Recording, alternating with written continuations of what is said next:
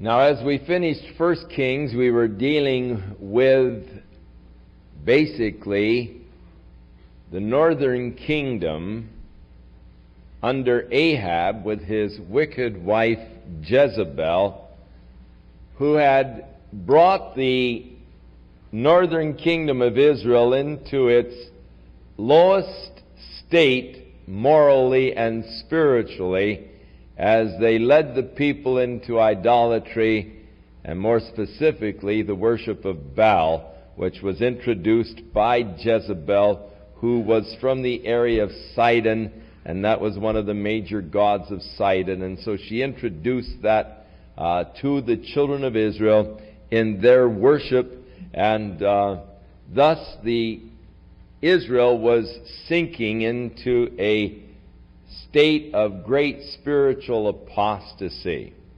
Now, at the end of 1 Kings, we came to the death of Ahab and his son Ahaziah ascending to the throne, who reigned for only 2 years over Israel. And during the time of Ahaziah, Moab, which of course is across the Jordan River, the present area known as Jordan, who were vassals and tributaries to the king of Israel, rebelled against Israel, and Ahaziah fell down through a lattice in his upper chamber that was in Samaria. So he had an accident and fell down through this lattice work from the upper chamber and was injured. And he ordered his servants to go to Ekron to inquire of the god of Ekron, which was Baal-zebub. Now, the word Baal is a word that means Lord. And so the people were worshiping the Lord, but the Lord wasn't God. It was their Lord, and Baal-zebub is actually Lord of the Flies. So these people in Ekron were evidently worshiping flies. Now, to me, it is always strange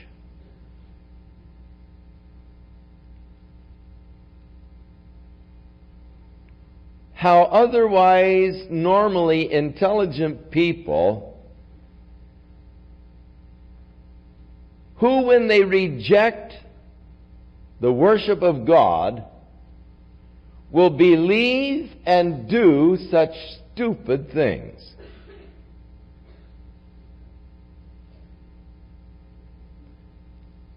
I'm always amazed at the almost lunacy of people in their ideas, in their concepts, when they have forsaken the true and the living God. David said, "The fool hath said in his heart, there is no God." And certainly when a person tries to rule God out of their lives, they become guilty of extremely foolish things.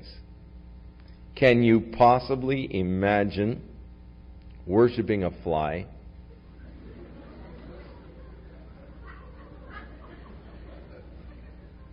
Calling it your Lord? Now, in Romans chapter 1,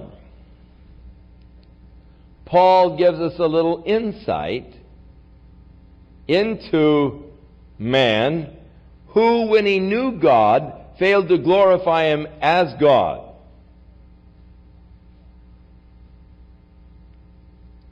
Neither was he thankful. Therefore his foolish heart was darkened. And Paul tells us how he worshipped and served the creature rather than the Creator, who is blessed forevermore. Now, there are people today who look at a flower and say that is God, or they look at a tree and say that is God. So it's not much different than looking at a fly and saying that is God. For they are worshiping sort of nature. And people say, well, I find God in nature, and they worship nature. As Paul said, they worship and serve the creature more than the Creator. Now, that is an irrational way to look at creation. You are looking at the creation of God, and then you're worshiping the creation rather than the Creator. The true rational way to look at creation is to marvel at the genius of design, but then worship the Creator rather than the creation. Now, in reality, a fly is designed very ingeniously.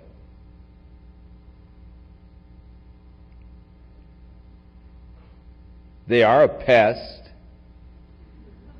but yet they are remarkable little creatures.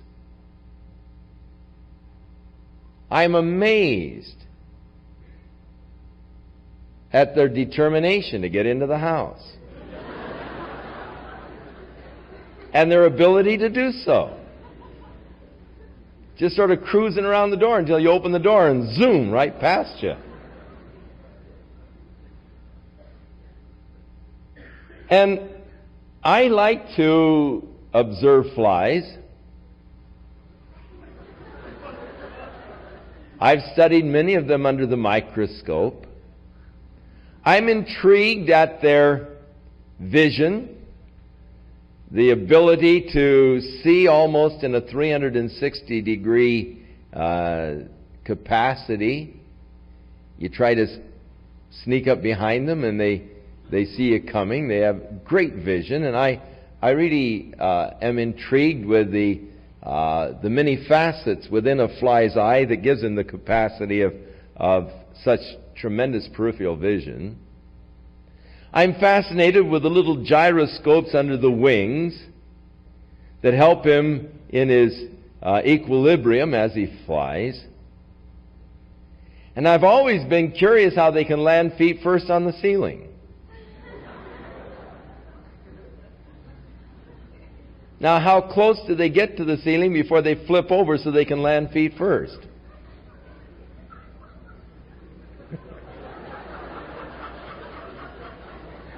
You ever thought about that?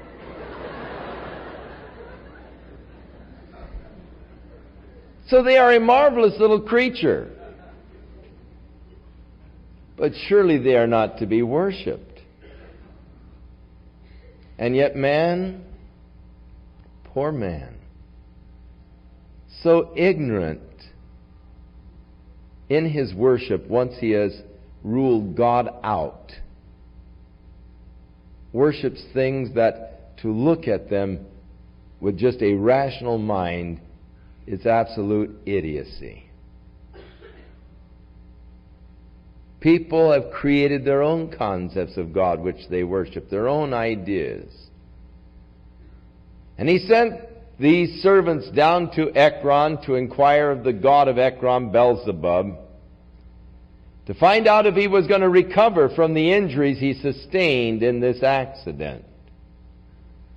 And Elijah the prophet came out to meet the messengers, and he said, "Is it because there is no God in Israel that the king is sending to Ekron to find out concerning his condition? You go back and tell him that the Lord says he's not going to recover from his illness, but he's going to die." This is only after 2 years of reigning. The message from the Lord. So when the servants returned, the king said, "How come you came back? I ordered you to go to Ekron." And they said, "Well, a man met us on our way and told us to return to you with a message from Jehovah that you are going to die." And he said, "What did the man look like?" And they answered, "He was a hairy man. And he had a leather girdle about his loins." And he said, "It's Elijah the Tishbite." Now, John the Baptist was a rugged kind of character, and no doubt Elijah was a very rugged character.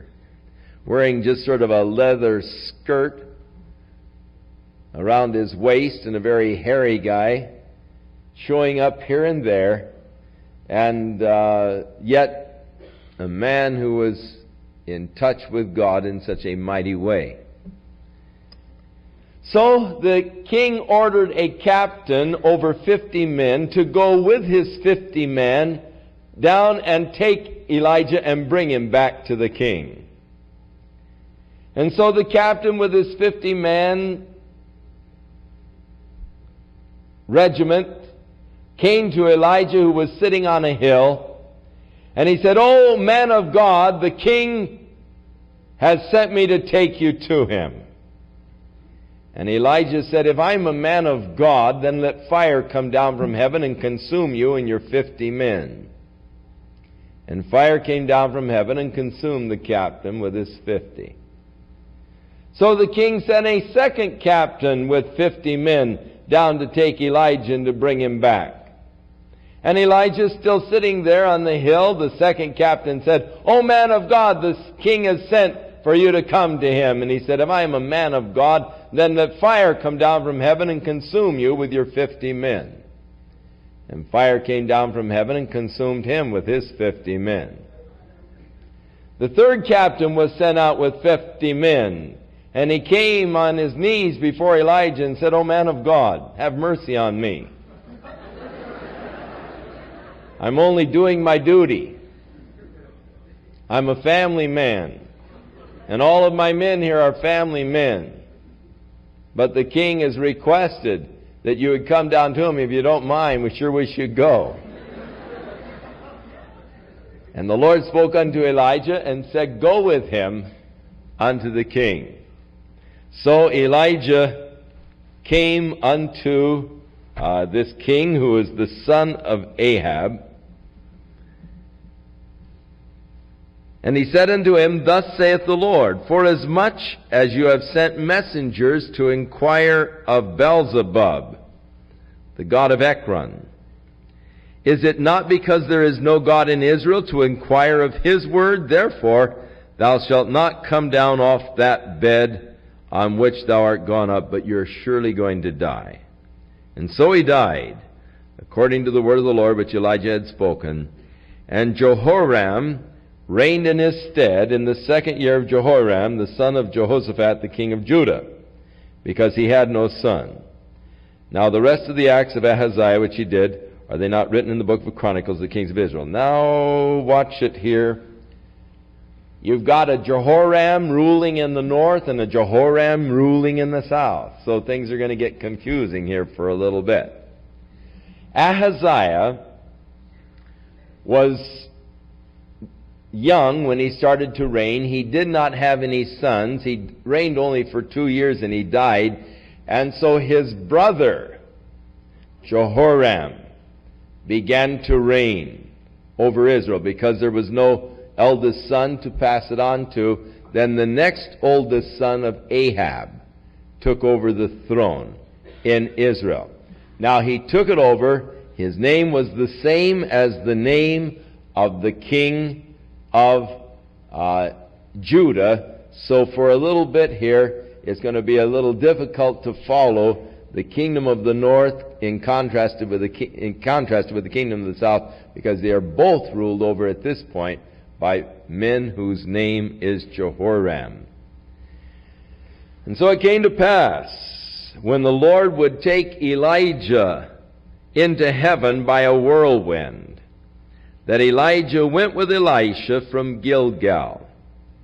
So the time has come when Elijah is going to depart the earth, and we gave you sort of a thumbnail sketch of Elijah last Sunday night, this interesting character, who will be coming back again. It is very possible that he is alive somewhere on the earth right now, for he will be one of the 2 witnesses who will witness to Israel during this time in which God is going to deal with the nation Israel again for 7 years. And Elijah will be one of those 2 witnesses of Revelation chapter 11. And because we are so close to that time, it is very possible that he is alive and around someplace right now, just waiting, really, for the church to be taken out so that he can begin his ministry unto the nation Israel. But the time has now come, historically, where he is going to be caught up into heaven in a whirlwind. And so Elisha is following him, and they came to Gilgal, which is, north of Jerusalem. It's in the Jerusalem mountains there, and it is probably 15 miles from Jerusalem. And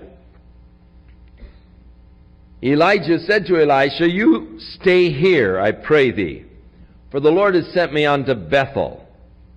And Elisha said unto him, "As the Lord lives, and as your soul lives, I'm not going to leave you." So they went to Bethel. Now they are actually moving from Gilgal to Bethel. They are going in a easterly direction, and they are moving down towards Jericho. Now when they came to Bethel, certain sons of the prophets came out, and they said to Elisha, "Do you know that your master is going to be taken away from you today?" And he said, "Yes, I know it." "Hold your peace." So Elijah said to Elisha, "You wait here, for I'm going on down to Jericho." Now from Bethel to Jericho, there's a winding valley, and it's a distance about 18 miles on down to Jericho, downhill all the way from Bethel. And as they came to Jericho, certain sons of the prophets came out and said to Elisha, "Do you know that your master is going to be taken away from you today?" And he said, "I know it, hold your peace." And Elijah said unto him, "You wait here, for the Lord has sent me to the Jordan River." And he said, "As the Lord lives, I'm not going to leave you." So the two went on. And 50 men of the prophets went, and they stood to view from a distance. And they stood by the Jordan. And Elijah took his mantle and wrapped it together, and he smote the waters, and they were divided, so that the two went over on dry ground. Now, this must have been quite an experience, as these 50 guys were watching, to see this prophet take his mantle and hit the water and watch them divide, so the two guys walked across on dry ground. It came to pass when they were gone over that Elijah said to Elisha, "Ask what I shall do for you before I am taken from you." And Elisha said, "I pray, let a double portion of thy spirit be upon me." And he said, "You've asked a hard thing, nevertheless. If you see me when I am taken from you, it shall be so unto you. But if not, it shall not be so." And so it came to pass, as they still went on, and they were talking, that behold, there appeared a chariot of fire, and the horses of fire, and they parted them both asunder, and Elijah went up by a whirlwind into heaven. And Elisha saw it, and he cried, my father, the chariot of Israel, and the horsemen thereof. And he saw him no more, and he took hold of his own clothes, and tore them in two pieces. And he took up also the mantle of Elijah that had fallen from him as he was going up, and he went back to the bank of the Jordan River, and he took the mantle of Elijah that fell from him, and he smote the waters. And he said, where is Jehovah, God of Elijah?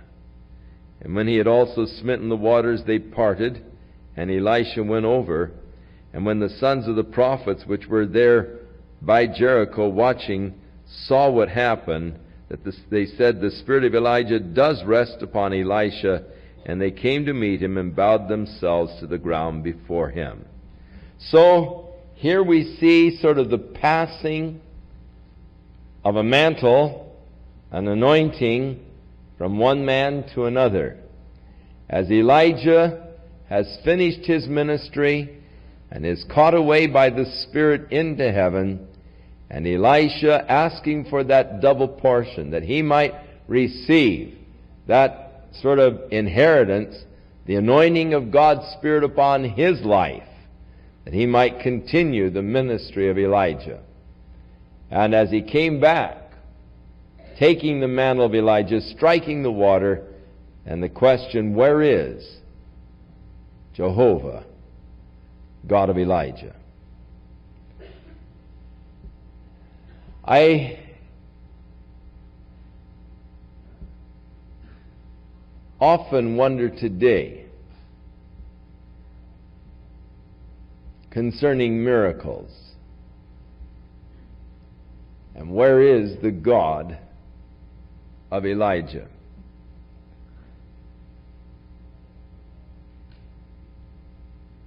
I am not at all satisfied with the hyped up programs of so many evangelists and the atmosphere in which the miracles supposedly take place. I really do not believe that God needs to work in a circus tent environment, but I believe that he can work in very easy, natural ways. And that when you have this super emotional environment, that many times God doesn't always receive the full credit and the glory for that which is accomplished. But many times the instruments so manipulate and sometimes are just so weird that they draw your attention.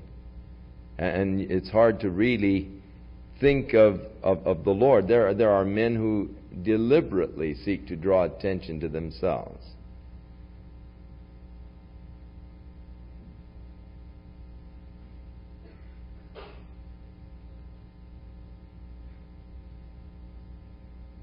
I have wondered why it is that we do not see more dramatic kind of miracles, which I know that God is able to perform.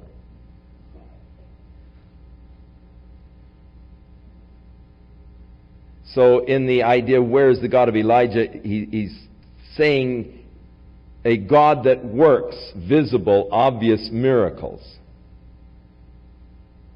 where there can be no questioning, no doubt. I cannot agree that God relegated miracles only to the apostolic period and before.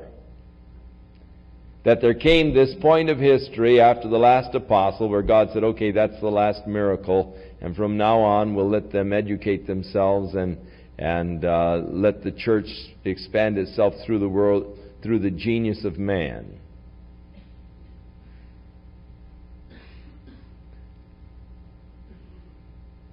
I cannot believe that the lack of miracles actually indicates any lack in God's power or even God's willingness to perform miracles.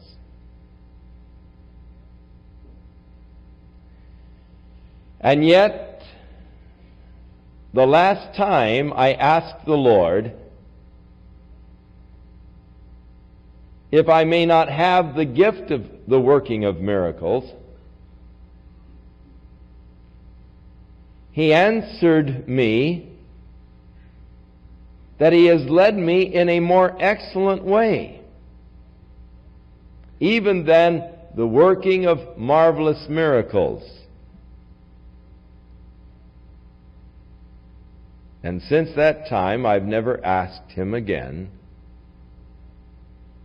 for the gift of the working of miracles, but I've just rejoiced for the fact that He has brought our fellowship into a true fellowship, into a oneness where the love of Jesus Christ dominates our fellowship. And I'm satisfied with that.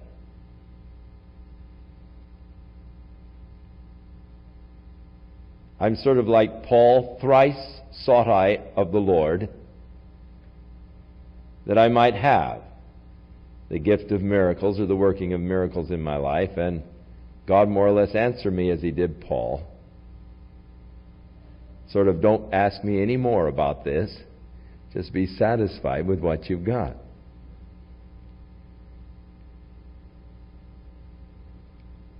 I can see where this gift would be an extremely difficult gift for a person to handle. And I doubt if I could handle it if I had it.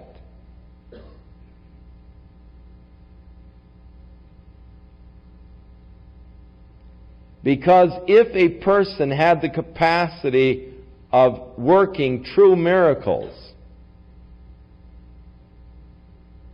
by the power of the Spirit, everybody and his brother would be coming along trying to capitalize on that particular gift and taking you like a sideshow freak around the country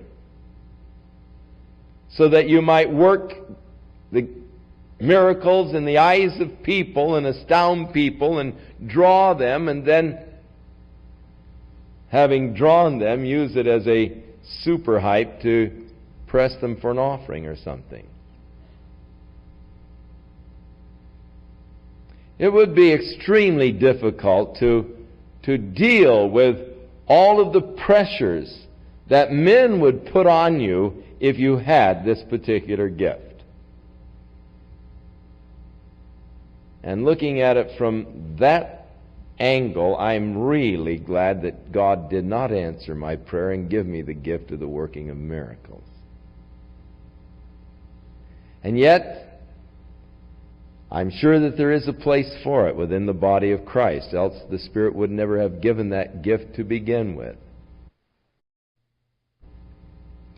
And in this skeptical world in which we live, I can see the value, and yet I wonder what kind of a man would it take to really be able to handle all of the notoriety that would center around this kind of a gift.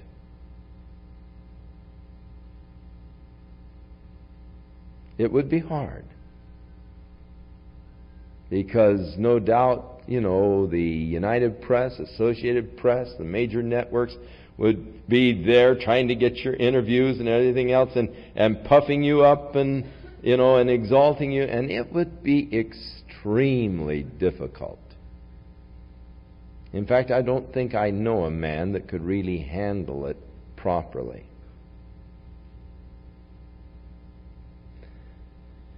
Where is the God of Elijah? He is not changed. He is still the same. He is still there. But our very manner of living has removed us, I think, a step away. We vaunt our glorious society and highly developed society and culture. And yet within the society and culture, there are so many distractions. Things that take your mind off of the Lord and on to the material things around us.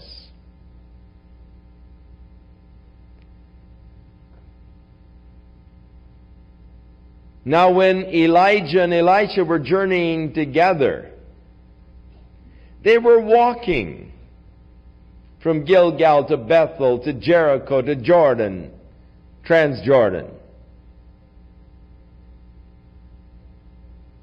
And walking around in nature.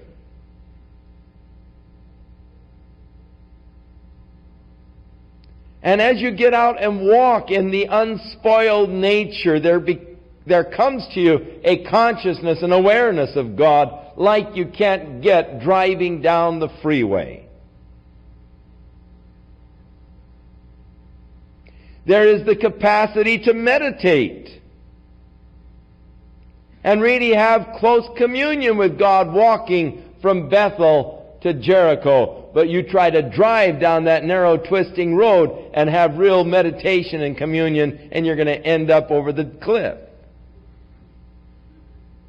So the modern society and all of its conveniences and all really have a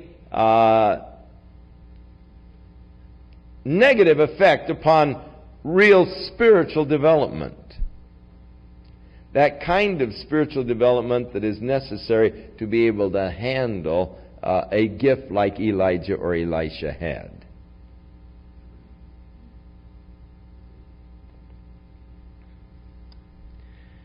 Where is the God of Elijah? Smiting the waters, they parted. And so the same miracle that Elijah had performed is now done by Elisha.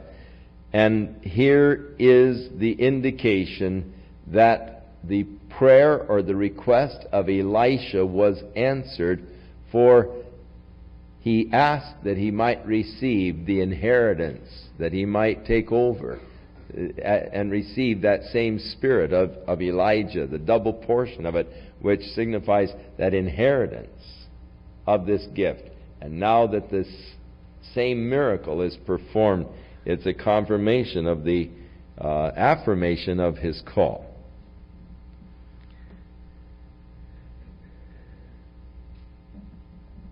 And they came to meet Elisha and bowed themselves on the ground. Now you see, immediately you're going to be faced with a problem. Here are these guys bowing down to him.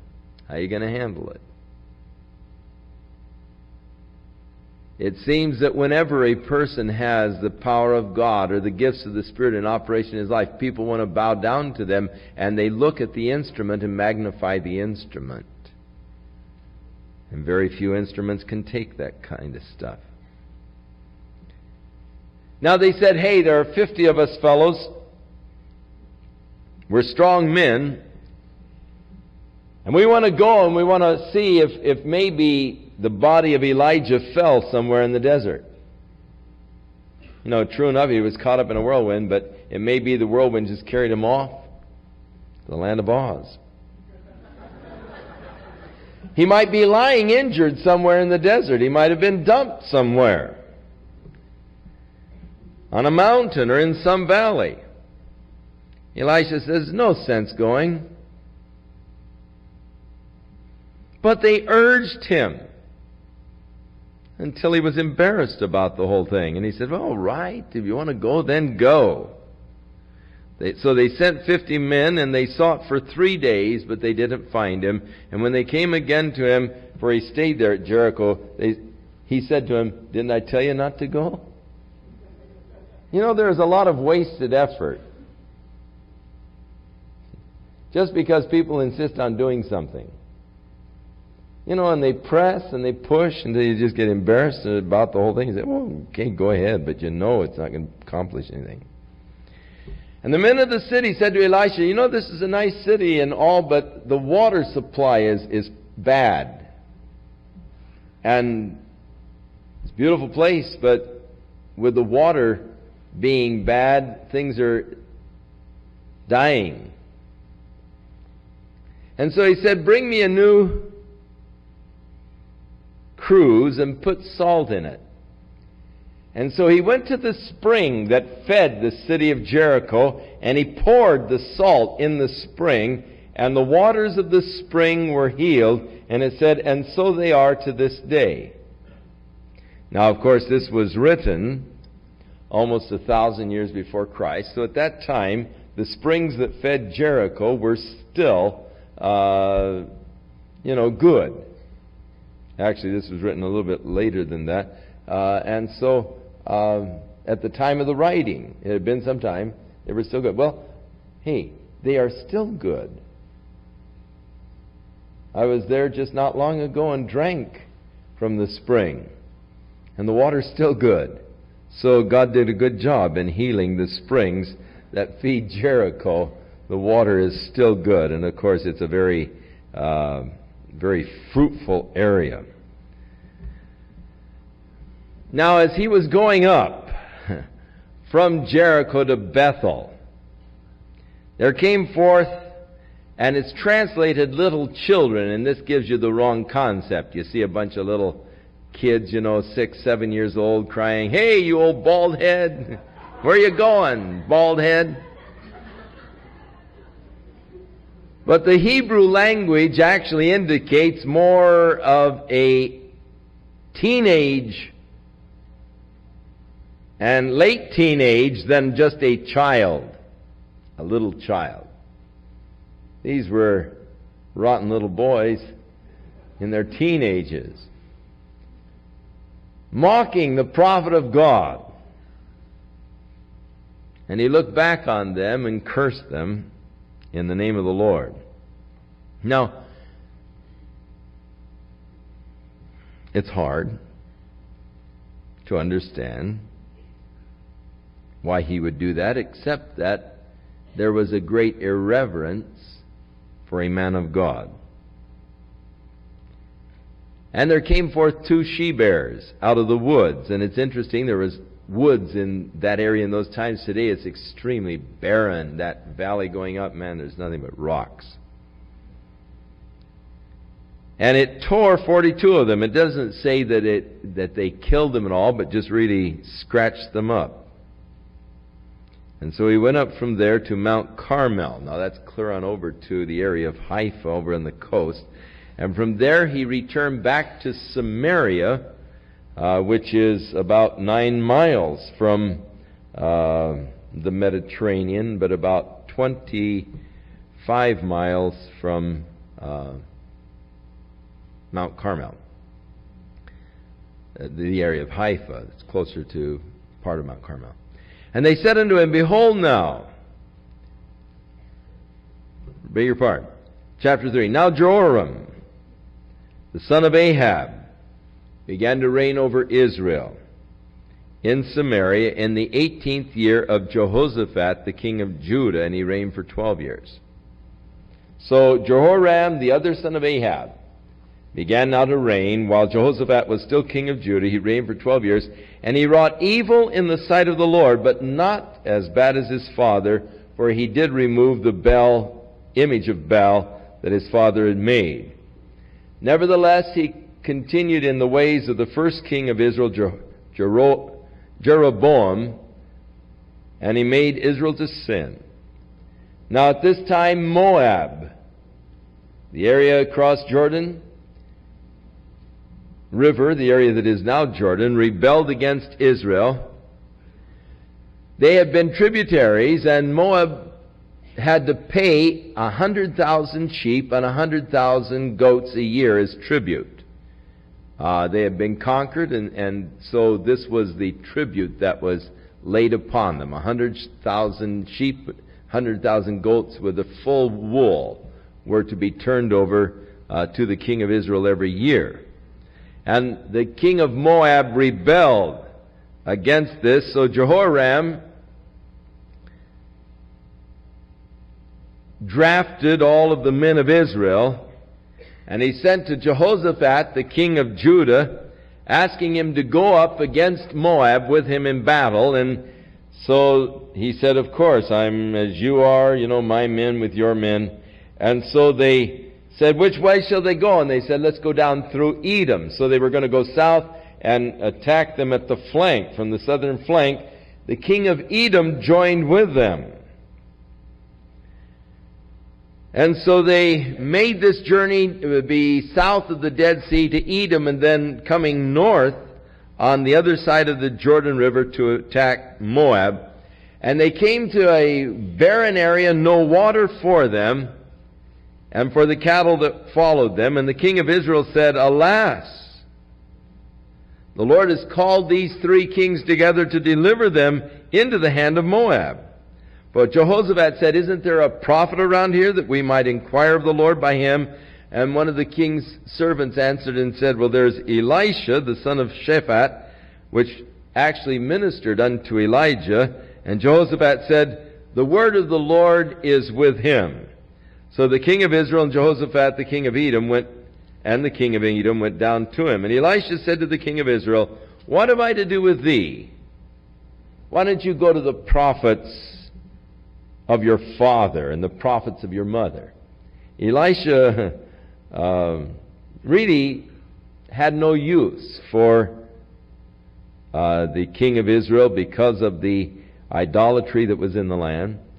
And he said, Nay, the Lord hath called these 3 kings together to deliver them into the hand of Moab. Elisha said, As the Lord of hosts lives, if it weren't that I respected Jehoshaphat, the king of Judah, I wouldn't even pay any attention to you. I wouldn't even look at you. But bring me now a minstrel. And it came to pass when the minstrel played, that the hand of the Lord came upon him. And he said, Thus saith the Lord, Make a valley full of trenches. For you will not see the wind, neither will you see the rain, yet the valley will be filled with water, that ye may drink, both you and your cattle and your beasts. And this is but a light thing in the sight of the Lord. He will deliver the Moabites into your hand, and ye shall smite every fenced city, every choice city, and shall fell every good tree, and stop all the wells of water, mar every good piece of land with stones. And so it came to pass in the morning, when the meal offering was offered, that behold, there came water by the way of Edom, and the country was filled with water. Now, this does happen down there in that great rift by the Dead Sea. It can be a hot, sunny day, and suddenly you'll get torrents of water flowing down through the canyons. From the rain, it's like out here in the desert when it rains in the mountains. You can be going through the desert, and it can be having a cloudburst up in the mountains, and these gullies just become filled with water, though it may not even be raining where you are. The gullies become just torrents, rivers. And so this did happen there. They didn't see the rain. They didn't hear the winds. And yet the valley was full of water that came from Edom. And now when the Moabites heard that the kings were coming to fight against them, they gathered all that were able to put on their armor, and they stood at the border, and they rose up early in the morning. And they saw this valley full of water, but in the early morning sun reflecting off of it, it looked like blood. The early morning sun rising was a reddish, the reddish tint that is, and as it was reflecting on the water, they said, Oh, the nuts have all taken their sword against each other, and they've been fighting with each other. Let's go in and just mop them up. And so they came rushing in a mop-up operation, and of course, all of the fellows were just waiting for them. And so the Moabites were defeated, and they went forth and destroyed the cities. Now there was a certain woman of the wives of the sons of the prophets who came to Elisha saying, My husband is dead, and his creditors have come to take my 2 boys as slaves to pay for his debt. And Elisha said, What shall I do for you? What do you have in your house? She said, All I have is a pitcher of oil. He said, All right, send your sons out and let them borrow every kind of a bucket and container they can find from the neighbors. Get all of the pitchers, everything they can. Not a few, just get as many as they can. And then when you come into the house, close the door, and take the pitcher of oil you have and fill all of the vessels. So she went from him and borrowed all the vessels, and she poured out, and it came to pass when all the vessels are full, that she said, Isn't there any more vessels? And they said, Not anymore. And so the oil sort of multiplied to fill all the vessels. She came to Elisha and said, What shall I do now? And he said, Sell it and pay your debts and live off the rest. Now it came to pass on a certain day that Elisha passed to Shunem. And there was a great woman, and she constrained him to eat bread. And so it was, as often as he passed by there, that he stopped to eat bread at her house. And she said to her husband, I perceive that this man is a prophet. Let's build him a little chamber here, so that whenever he comes by, he has a place to lie down and rest, and we'll always have provision for him. So they made a little chamber for him there on the wall, and they put a bed and a table and a stool and a candlestick. And so it came to pass one day, as he came to the chamber and turned in there, he said to Gehazi, his servant, "Go call the woman to me." And so she came, and he said, "You've been gracious to me. What do you want me to do for you? Shall I speak to the king for you? You've taken great care of me and all. I'd like to return a favor." And she said, "I dwell among my own people." In other words, I don't have any ambitions to meet the king or the captain of the host. I'm very content right here. So Gehazi said, "Hey, look, she doesn't have any children. Her husband's an old man." And so he said, "Call her." And when she stood there at the door, he said, "You're going to get pregnant. You're going to have a son about this season. Next year, about this time, you're going to be holding a little boy." And she said, "Oh, don't lie to me now. Don't build up my hopes." But yet, within a year, she was holding her own son. Now it came to pass, as the child grew up, that he was out in the field with his dad. And he began to cry, "Daddy, my head aches. My head aches." And so the dad ordered the servants to carry him back to his mother, and she held him until he died. And so she laid him on Elisha's bed. She shut the door, and she called her husband, and she said, "Send me, I pray you, one of the young men and one of the donkeys, that I may run to the man of God and return home." And he said, "Why do you want to go to him? It's not the new moon or the Sabbath day." And she said, "It's going to be well." Now, it's sort of a, "Why do you want to go to church today? It's not Sunday," kind of a thing, And so she saddled the donkey, and she said to the servant, "Drive, and go forward, and don't slack thy riding for me, unless I tell you." And so when they came to the man of God in Mount Carmel, it came to pass, when the man of God saw her afar off, he said to Gehazi, his servant, "Behold, here comes that Shunammite woman. Run now, I pray, and meet her, and say unto her, Is it well with you? Is it well with your husband? Is it well with your child?" And she answered, "It is well." And when she came to the man of God to the hills, she caught him by the feet, and Gehazi started to push her away. But Elisha said, "No, let her alone. Her soul is vexed within her, and the Lord hath hid it from me, and hath not told me."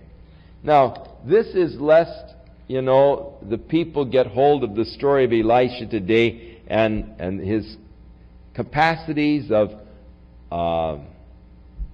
being able to know things, people's thoughts and so forth, lest they attribute that to some kind of mental capacities, mind reading or whatever. God inserted this into the story so that you would know that his was a gift of God, and God could withhold that gift. And if God withheld the gift, he didn't know anything, just like the rest of us. He only knew as God would reveal. And he was a little surprised that God had hid from him what was wrong with this Shunammite woman. Now, I'm surprised whenever God reveals something to me.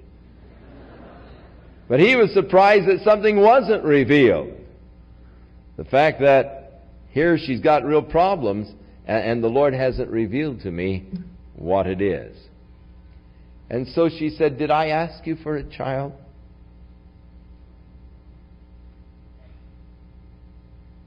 Now, my heart was bound up in this child.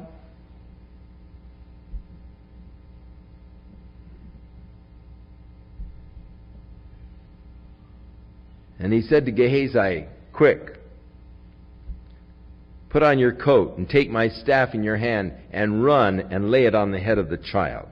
Don't stop and talk to any men on the way. Just run. And the mother of the child said, As the Lord lives, and as your soul lives, I'm not going to leave you. So he arose and followed her. I see here a mother's love demonstrated. I see here the determination and the power of mother's love. I mean, she's not going to accept any substitutes. And don't send a servant, and think you're going to get by with that. I'm not leaving you. I came for you. And her determination that Elisha go with her. And she's not about to just accept Gehazi running with his staff to put it upon her son's head.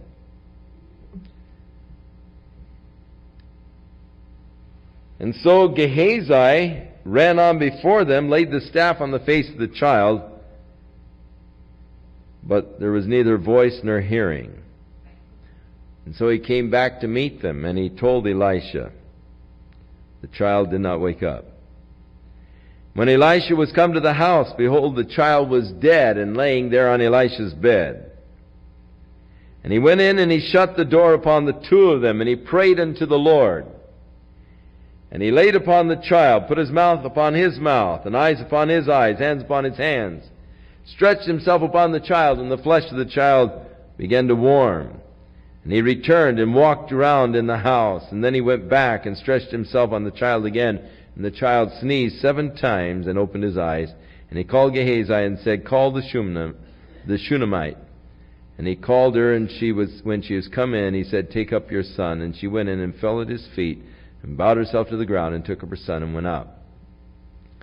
So Elisha then came down again to Gilgal, coming south and west. And there was a dearth in the land, and the sons of the prophets were sitting before him. And he said, Set up big boiling pot on the fire there, and boil up some pottage for the sons of the prophets. And so these guys went out and gathered the wild herbs, the wild vegetables, and all the greens in the field. And some guy got hold of some wild gourds, not knowing any better, and he shred them into this great bowl of pottage that they were cooking up for the prophets. So when they started to dish it out, and these guys started to eat it, oh, it was horrible. And they began to cry, There's death in the pot, And so Elisha said, Bring me some meal. And he poured the meal in, stirred it, cooked it, and then they poured it out again, and the noxious pottage was palatable. Then there came a man from Baal-shalisha, and he brought Elisha some bread and some ears of corn. And there were 100 prophets there, and Elisha said, we're going to have a feast. And they said, You can't feed 100 men with that little bit of bread and corn. And he said, Give to the people that they may eat. For thus saith the Lord, They shall all eat, and we will have some left over. So he set it before them, and they did eat according to the word of the Lord. And we are reminded of the miracles in the New Testament of Christ feeding the 5,000 men, besides women and children, with the 5 loaves and 2 fish. That same kind of a miracle, the same type, happened here, where the 100 men all ate, and there was food left over from the bread and the ears of corn that this man had brought.